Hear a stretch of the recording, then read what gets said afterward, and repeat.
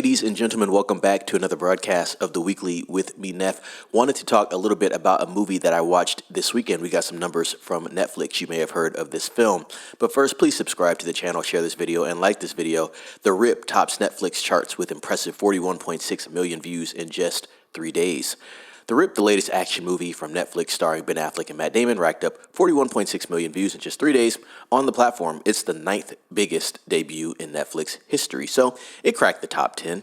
This is an impressive launch for a film with a $100 million budget and marks Netflix's strongest movie debut since last summer's Happy Gilmore 2, which drew 46.7 million views in July. The performance also propelled the RIP to the top spot among all Netflix titles from the week of January 12th through 19th, obviously the biggest thing releasing on the platform at that point in time, so it makes sense.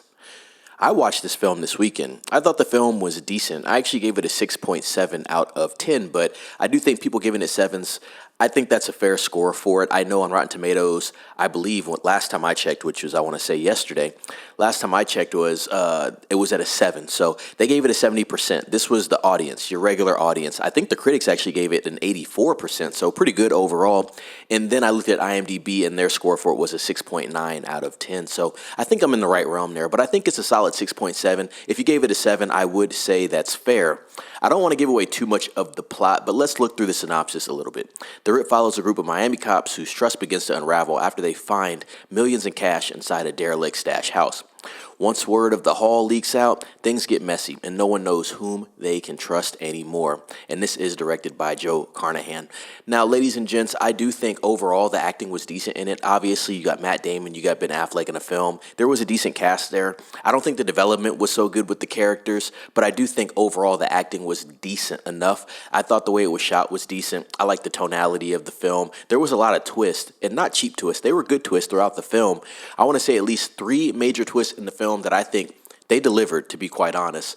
But I think people should watch this film. I think it's something decent to watch on the weekend at home if you do have time. There's actually a top 10 biggest debuts on Netflix list here, historical views, right? So let's look at the list right now. So far, Red Notice still remains at number 1, 75.6 million views. Back in Action, 46.8. Happy Gilmore, 46.7. Don't Look Up, 46.6. The Mother, 42.9. Extraction 2, 42.8. Great movie. Carry On, 42 million. Leave the World Behind, 41.7 million. And The RIP, 41.6 million. So I do think it is solid work. The RIP is an original film. This is the first film, not a sequel. So I think the fact that it is competing with these films, it does say a lot. And I think people should watch it overall. Like I said, I think it's a decent little action film. I like the twist in it. I like the acting overall.